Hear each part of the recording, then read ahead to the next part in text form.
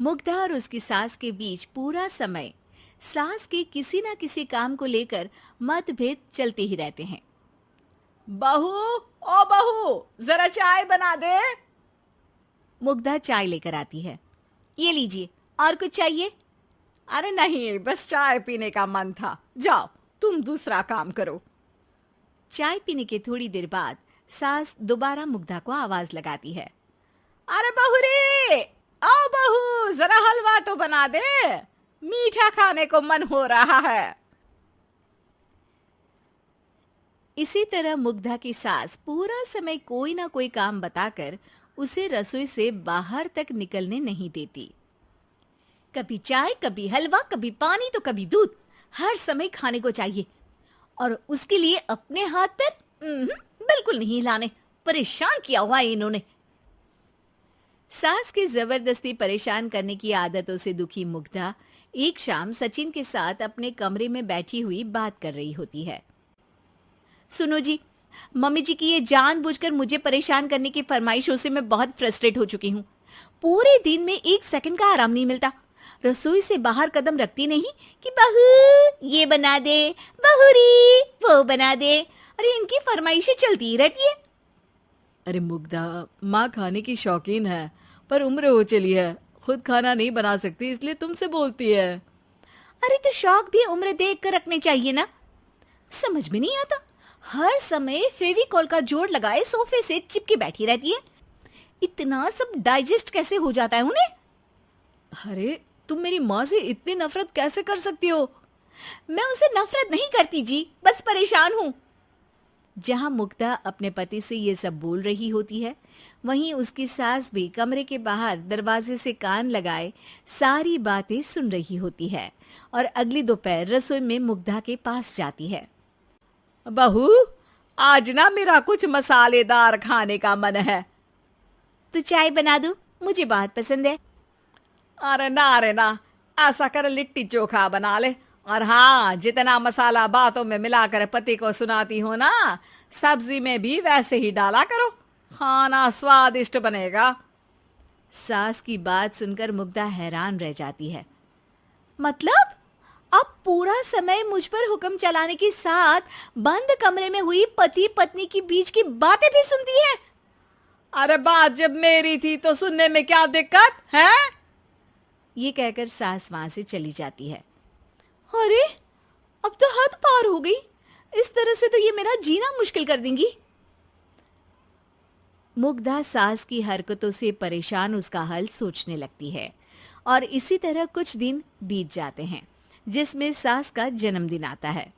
मुग्धा बहुत खुशी के साथ अपनी सास को एंड्रॉयड मोबाइल गिफ्ट करती है। मम्मी, आपको सबसे बात करने के लिए बहुत दिक्कत होती है ना? कभी सचिन तो कभी मुझे बोलना पड़ता है, पर इस मोबाइल से आपको कोई दिक्कत नहीं होगी। एक जगह बैठे बैठे बहुत कुछ कर सकती हैं अब आप। मोबाइल देख सासू माँ खुश हो जाती है, पर उसे इस्तेमाल करना तो आता नहीं, इसलिए साइड में रख देती है।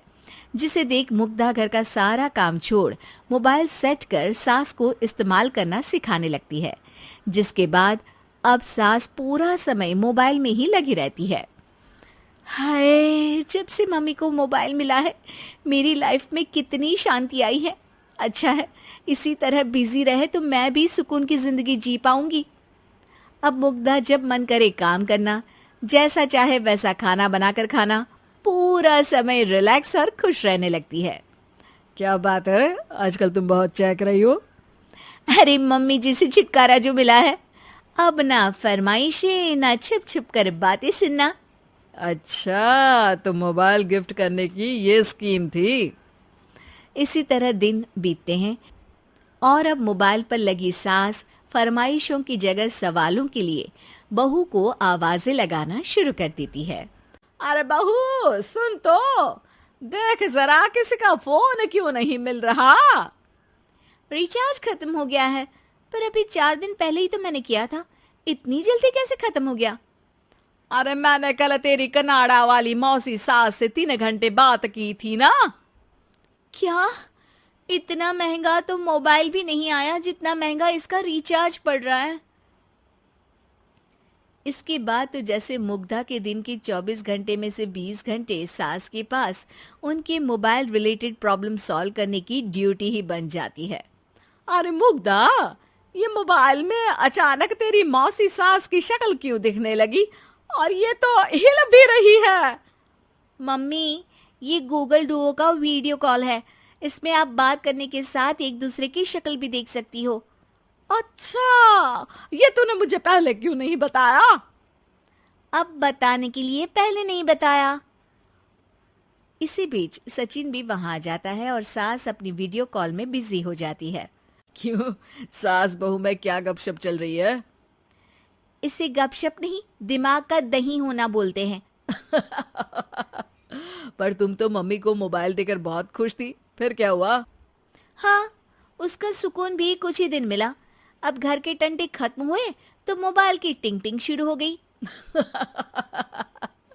देखो भाई, कुछ पाने के लिए कुछ खोना तो पड़ता है। आखिर तुमने मोबाइल अपने फायदे के लिए ही तो दिया है, तो फिर सवालों के जवाब भी देने पड़ेंगे, क्योंकि जब तक उनके हाथ में ये फुंथरू रहेगा, तुम्हारी लाइफ में प्राइवेसी और सुकून रहेंगे। कहने का मतलब है अगर इससे प्यार बढ़े तो दाग अच्छे हैं। अरे मुझे पहले दिन से ही पता है मोबाइल किस मकसद से दिया गया है। भूलो मत, इससे पहले मैं बातें ही सुनती थी। सास की ये बात सुनकर मुग्धा शॉक में और सचिन हंसता रह जाता है।